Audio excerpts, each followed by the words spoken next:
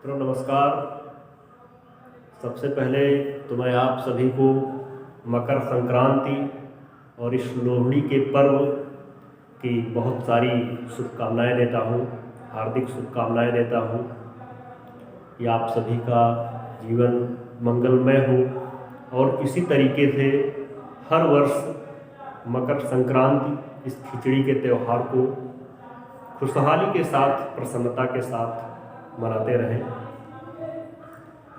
मित्रों, आज की क्लास में हम सब लोग हिंदी साहित्य से संबंधित कुछ महत्वपूर्ण प्रश्नों की श्रृंखला देखेंगे और वो ऐसे प्रश्न हैं जिन प्रश्नों को हम व्याख्यात्मक तरीके से हल करते हैं, जिसमें प्रश्न की संख्या भले ही एक हो लेकिन उत्तर और उसके अंतर्गत आने वाले जो प्रश्न होते हैं वो कई प्रश्न बन जाते हैं।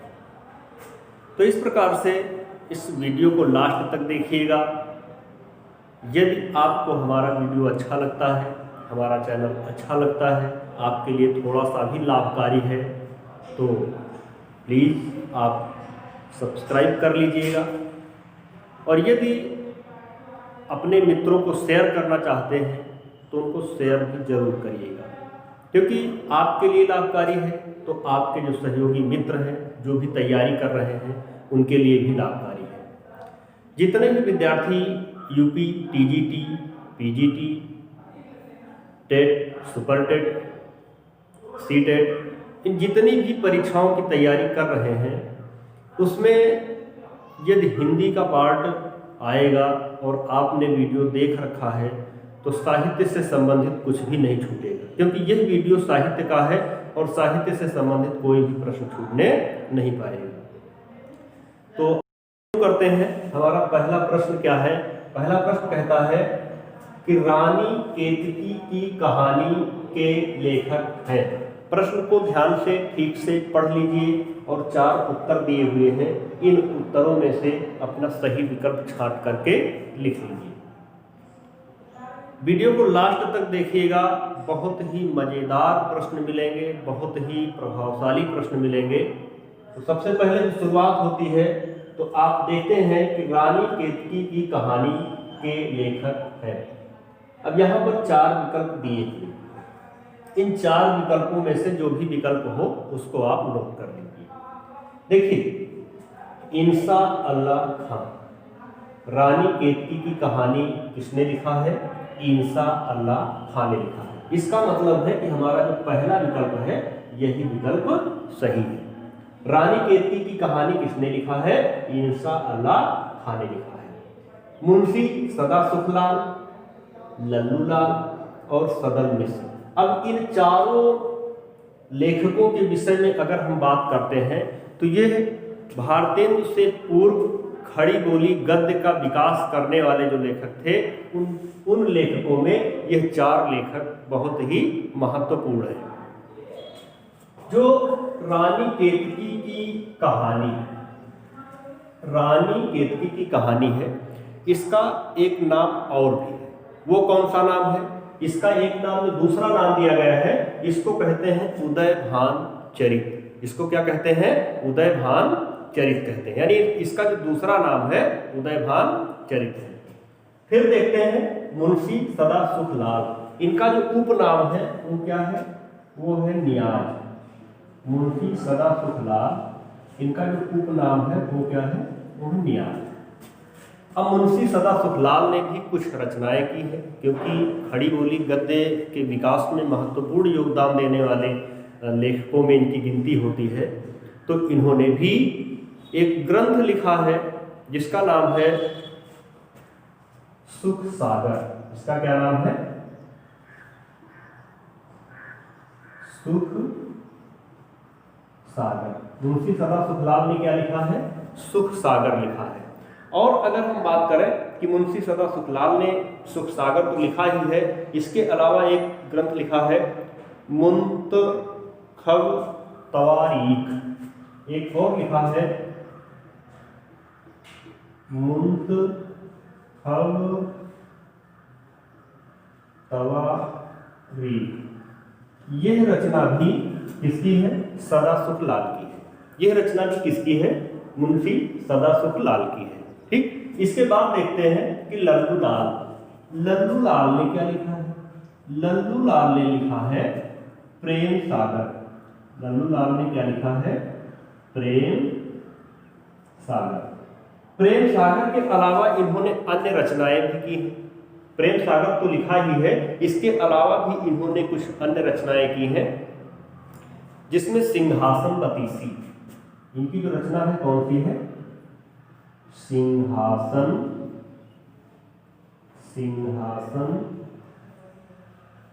सिंहासन बतीसी। और दूसरी रचना जो है बैताल पचीसी।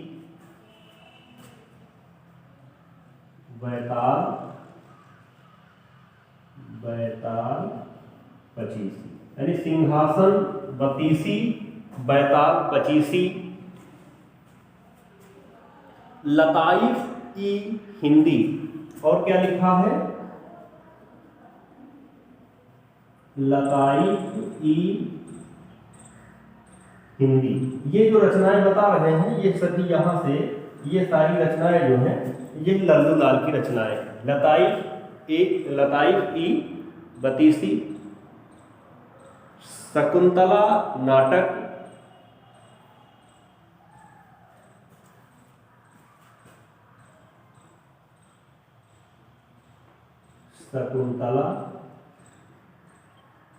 शकुंतला नाटक, और इसके अलावा भी अन्य कई रचनाएं हैं। ये रचनाएं जो सबसे महत्वपूर्ण है प्रेम सागर है, और सिंहासन बतीसी, बैताल पचीसी, लताइफ ई हिंदी और शकुंतला नाटक, इनको लल्लू लाल ने लिखा है।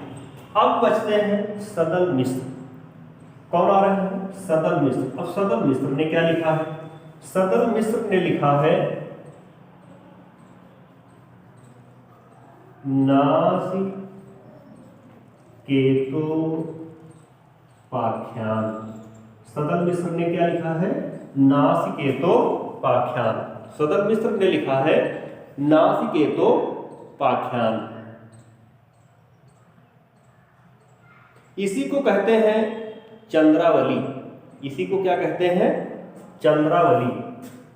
नासिकेतोपाख्यान का दूसरा नाम है चंद्रावली, यानी नासिकेतोपाख्यान, या कह लीजिए कि चंद्रावली को ही नासिकेतोपाख्यान कहते हैं। और इन्होंने एक रचना की है जिसका नाम है बाके गुलरी। कौन सी रचना की है?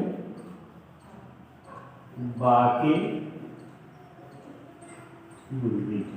ये जो रचनाएं देख रहे हैं ये सभी रचनाएं सदल मिश्र की हैं, और ये सभी रचनाएं लल्लू लाल की हैं, और ये सभी रचनाएं मुंशी सदाशिव लाल की हैं। यहाँ पर जो मुंशी इंशाअल्लाह खां की रचना है वो सब लोगों ने देखा है, रानी केतकी की कहानी। और इसी का जो दूसरा नाम है वो क्या है? वो है उदयभान चरित्र। तो इस प्रकार से प्रश्न तो भले ही ये एक है, लेकिन विस्तृत रूप से इसको देखते हैं। इसके अंतर्गत कोई भी प्रश्न यदि बनता है तो छूटेगा नहीं, निश्चित रूप से आप उसको हल कर लेंगे। अगला प्रश्न है, निम्नलिखित में से एक जयशंकर प्रसाद द्वारा रचित नाटक नहीं है।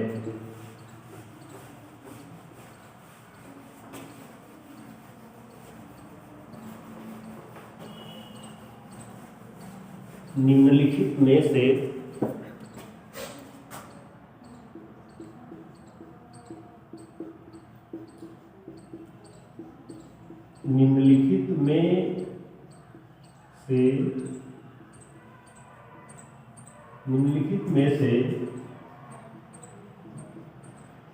प्रसाद का नाटक नहीं है।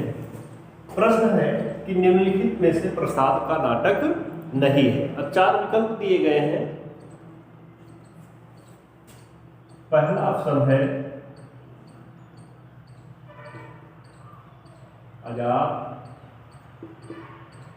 अजात शत्रु दूसरा ऑप्शन है स्कंदगुप्त और तीसरा ऑप्शन है ध्रुव स्वामिनी। ध्रुव स्वामिनी और चौथा ऑप्शन है इसका तितली। चौथा ऑप्शन क्या है? तितली। ये 4 ऑप्शन और ये प्रश्न आपके सामने लिखा हुआ है, आप इसको ठीक से देख लीजिए। निम्नलिखित में से प्रसाद का नाटक नहीं है। कौन सा नहीं है? अजातशत्रु नहीं है, स्कंदगुप्त नहीं है, ध्रुव स्वामिनी नहीं है या तितली नहीं है। अब इन 4 विकल्पों में से जो विकल्प सही हो उस विकल्प का चयन कर लीजिए, नोट कर लीजिए। तो ये नाटक है। अजातशत्रु क्या है? नाटक है। स्कंदगुप्त क्या है? ये भी नाटक है। स्कंदगुप्त क्या है? ये भी नाटक है। ध्रुव स्वामिनी ये भी प्रसाद का नाटक है। लेकिन तितली जो है ये प्रसाद का नाटक नहीं। तितली जो है ये प्रसाद का नाटक नहीं। तितली जो है ये क्या है? यह उपन्यास। तितली क्या है? यह उपन्यास है और बाकी जो 3 रचनाएं ऊपर दी हुई हैं ये सभी क्या है? ये प्रसाद जी के नाटक है। ये रचना नाटक नहीं बल्कि उपन्यास है। इनके कुछ जो अन्य रचनाएं हैं उन रचनाओं की हम बात कर लेते हैं। जैसे जयशंकर प्रसाद जी के अन्य नाटक भी हैं, कहानियाँ भी हैं और कुछ उपन्यास भी इन्होंने लिखे हैं। अब नाटक में जैसे इन्होंने लिखा है सज्जन, कल्याणी, करुणालय, राजश्री, विशाख, जन्मेजय का नाग यज्ञ, कामना, चंद्रगुप्त, ध्रुव स्वामिनी इत्यादि बहुत सारे नाटकों की रचना की है। तो इस प्रकार से ये चौथा विकल्प सही है, यानी ये है प्रसाद जी की ही रचना है, लेकिन ये नाटक नहीं है बल्कि क्या है? उपन्यास है। तो अगला क्वेश्चन देखते हैं कि कैलाश वाजपेयी को किस रचना पर साहित्य अकादमी पुरस्कार प्राप्त हुआ? देखते हैं किसको? कैलाश वाजपेयी को किस रचना पर साहित्य अकादमी पुरस्कार प्राप्त हुआ? 4 विकल्प दिए गए हैं। इन 4 विकल्पों में से आप सही विकल्प का चयन कर लीजिए। देख लीजिए कि इसमें से कौन सा विकल्प सही है। तो देहांत से हटकर क्या ये विकल्प सही है? नहीं, देहांत से हटकर इस पर इनको पुरस्कार नहीं मिला। फिर है महास्वप्न का मध्यांतर। महास्वप्न का मध्यांतर, इस पर भी पुरस्कार नहीं। फिर लिखा है हवा में हस्ताक्षर। क्या लिखा है? हवा में हस्ताक्षर। हाँ, ये रचना सही है। हवा में हस्ताक्षर रचना पर इनको साहित्य अकादमी पुरस्कार प्राप्त हुआ है। और ये जो लिखा है पृथ्वी का कृष्ण पक्ष, इस रचना पर भी ये पुरस्कार प्राप्त नहीं हुआ। तो इसका जो सही ऑप्शन है वो कौन सा है? वो है हवा में हस्ताक्षर, यानी हवा में हस्ताक्षर रचना पर इनको साहित्य अकादमी पुरस्कार प्राप्त हुआ। अब ये कब प्राप्त हुआ? अगर हम बात करें कि साहित्य अकादमी पुरस्कार प्राप्त हुआ तो कब प्राप्त हुआ, क्योंकि कभी कभी सन भी पूछ लिया जाता है, तो ये प्राप्त हुआ है 2009। कब प्राप्त हुआ है? 2009। अब हमको कैलाश वाजपेयी की रचनाएं जैसे देहांत से हटकर एक रचना, महाप्रस्थान का मध्यांतर ये रचना हो गई, फिर इसी क्रम में हवा में हस्ताक्षर और फिर पृथ्वी का कृष्ण पक्ष। इनकी एक रचना और है, वो रचना है तीसरा अंधेरा। कौन सी रचना है? तीसरा अंधेरा। तो ये इतनी रचनाएं हो गई और हवा में हस्ताक्षर रचना पर सन 2009 में कैलाश वाजपेयी जी को साहित्य अकादमी पुरस्कार प्राप्त हुआ।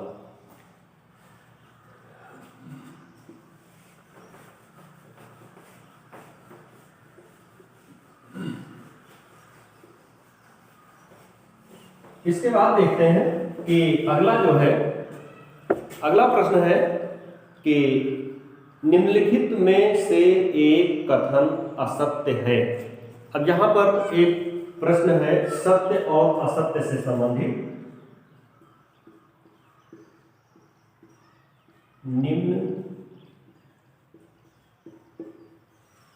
निम्नलिखित में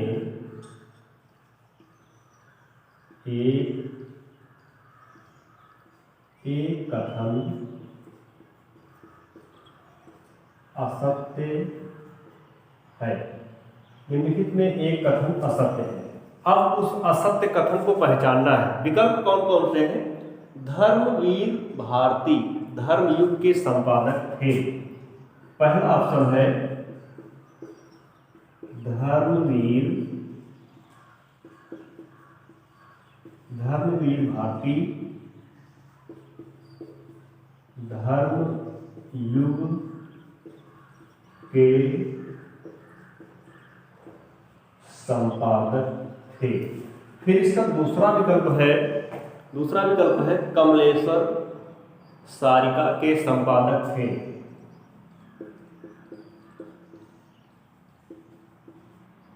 कमलेश्वर सारिका के संपादक थे। तीसरा विकल्प कहता है राजेंद्र यादव हंस के संपादक थे।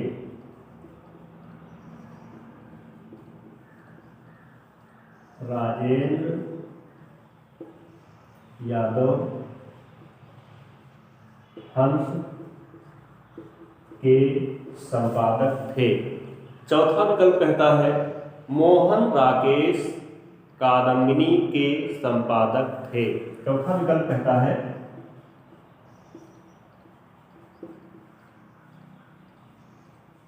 मोहन राकेश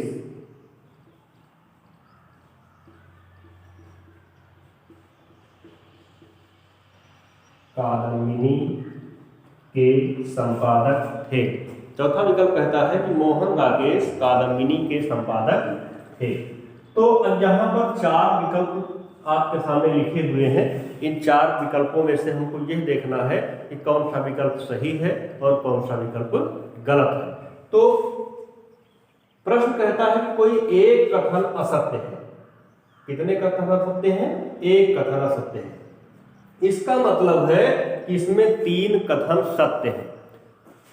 देख लीजिए, इसमें तीन कथन जो सत्य हैं उन सत्य कथनों को भी नोट कर लीजिए और जो असत्य कथन है उस असत्य कथन को भी देख लीजिए। इसमें जो असत्य कथन है वो क्या है। देखिए, धर्मवीर भारती जो है धर्मयुग पत्रिका, ये क्या है? पत्रिका। तो धर्मयुग पत्रिका के संपादक थे। ये सही, ये विकल्प क्या है? सही है। अगर प्रश्न में आए कि धर्मयुग पत्रिका के संपादक थे और धर्मवीर भारती है तो वो बिल्कुल सही है। तो इसका मतलब ये ऑप्शन सही है। धर्मवीर भारती धर्मयुग पत्रिका के संपादक थे। फिर है कमलेश्वर सारिका। कौन सी पत्रिका है? सारिका। कमलेश्वर सारिका पत्रिका के संपादक थे। किसके संपादक थे? सारिका पत्रिका के संपादक थे। ये भी सही है, ये विकल्प भी सही है।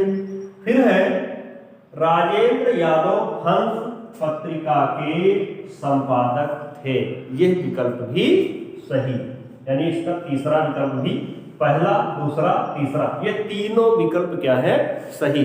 जब तीनों विकल्प सही हैं तो अब बचा सिर्फ एक विकल्प। इसका मतलब है कि मोहन राकेश कादम्बिनी के संपादक नहीं, मोहन राकेश कादम्बिनी के संपादक नहीं थे और प्रश्न के मुताबिक यही उत्तर सही है। यानी इसमें तीन सही है और एक प्रश्न सही नहीं है।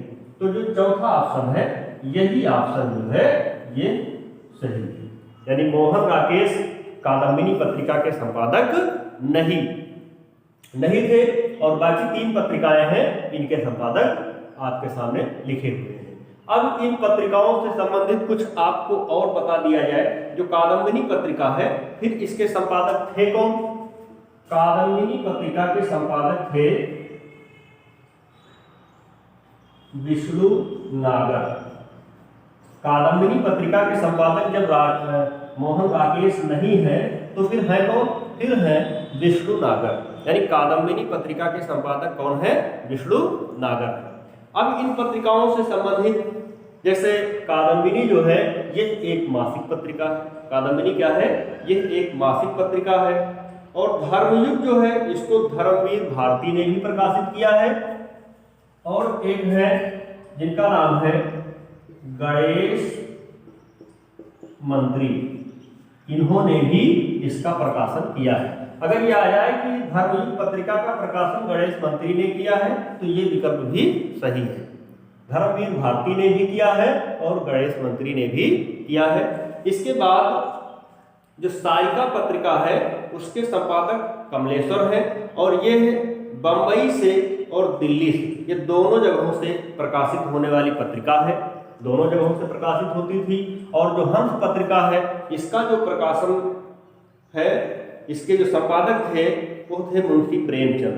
हंस पत्रिका के संपादक कौन थे? मुंशी प्रेमचंद थे। और ये बनारस से प्रकाशित होती थी। ये पत्रिका कहाँ से प्रकाशित होती थी? हंस पत्रिका।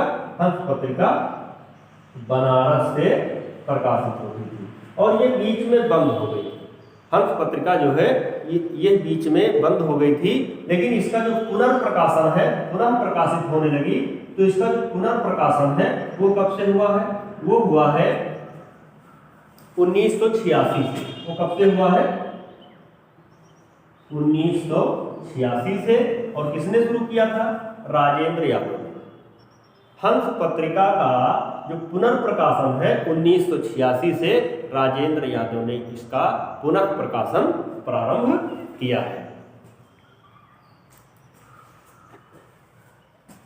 अगला प्रश्न देखते हैं।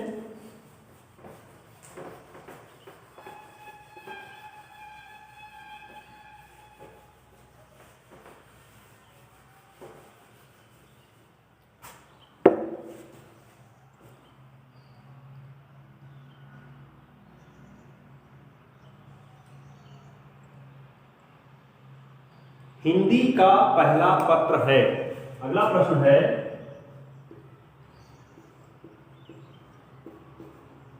हिंदी का पहला पत्र है। प्रश्न है हिंदी का पहला पत्र है। अब इसके भी 4 ऑप्शन दिए हुए हैं और इन 4 ऑप्शन में से आप सही ऑप्शन का चयन कर सकते हैं। कवि वचन सुधा। तो प्रश्न है कि हिंदी का पहला पत्र है। पहला ऑप्शन है कवि वचन सुधा। दूसरा ऑप्शन है बनारस अखबार। तीसरा ऑप्शन है अभ्युदय। तीसरा ऑप्शन क्या है? अभ्युदय। और चौथा ऑप्शन है उदन मार्तन। चौथा ऑप्शन क्या है? उदन मार्तन। अब इसमें सही विकल्प कौन सा है? इसका जो सही विकल्प है वो है उदंत मार्तन। यानी उदंत मार्तन जो है वो हिंदी का पहला समाचार पत्र है। उदंत मार्तन जो है वो हिंदी का पहला पत्र है। फिर अब उदंत मार्तन जो है ये पहला पत्र है। इसके संपादक कौन थे? इसके संपादक थे पंडित जुगल किशोर। इसके संपादक कौन थे? पंडित जुगल किशोर। इसके संपादक कौन थे? पंडित जुगल किशोर। और ये कहां से प्रकाशित होता था? यह प्रकाशित होता था कलकत्ता से। कहां से प्रकाशित होता था? कलकत्ता से प्रकाशित होता था। और जब ये पहला है तो इसका प्रकाशन कब हुआ है? इसका प्रकाशन हुआ है 1826 में। इसका प्रकाशन कब हुआ है? 1826 में। यानी हिंदी का जो पहला पत्र है उसके संपादक हैं पंडित जुगल किशोर। कलकत्ता से संपादित हुआ है, कलकत्ता से प्रकाशित हुआ है। कब हुआ है? 1826 में हुआ है। कब हुआ है? 1826 में हुआ है। फिर जो बनारस अखबार है, बनारस अखबार, इसका प्रकाशन किसने किया है? इसके संपादक कौन थे? इसके संपादक थे राजा शिव प्रसाद। इसके संपादक कौन थे? राजा शिव प्रसाद सितारे हिंद। इसके संपादक कौन थे? बनारस अखबार के संपादक कौन थे? राजा शिव प्रसाद सितारे हिंद थे। और इन्होंने इसका जो संपादन किया है वो कब किया है? वो किया है 1845 में। यानी बनारस अखबार का संपादन कब प्रारंभ हुआ है? 1845 में। किसने किया है? राजा शिव प्रसाद सितारे हिंद ने किया है। राजा शिव प्रसाद ने बनारस अखबार का संपादन किया है, 1845 में किया है। और ये साप्ताहिक समाचार पत्र था। और ये कैसा समाचार पत्र था? ये साप्ताहिक था। कैसा था? साप्ताहिक समाचार पत्र था। इसके बाद है कवि वचन सुधा। कवि वचन सुधा, इसका संपादन कब हुआ है? तो इसका संपादन हुआ है 1868 में। इसका संपादन कब हुआ है? 1868 में। और इसके संपादक कौन थे? इसके संपादक थे भारतेंदु हरिश्चंद्र। इसके संपादक कौन थे? भारतेंदु हरिश्चंद्र। संपादन कब हुआ है? 1868 में। यानी जो कवि वचन सुधा है, तो कवि वचन सुधा का जो प्रकाशन हुआ है, जो संपादन हुआ है, वो 1868 में हुआ है। और ये कहाँ से प्रकाशित होती थी? ये प्रकाशित होती थी काशी से। कहाँ से प्रकाशित होती थी? काशी से प्रकाशित होती थी। ठीक, सारे ऑप्शन क्लियर हो गए। काशी से प्रकाशित होती थी। एक पत्रिका बची है, इसका नाम है अभ्युदय। तो अभ्युदय पत्रिका के जो संपादक थे वो थे मदन मोहन मालवीय। अभ्युदय पत्रिका के जो संपादक थे वो कौन थे? मदन मोहन मालवीय। कौन थे? मदन मोहन मालवीय।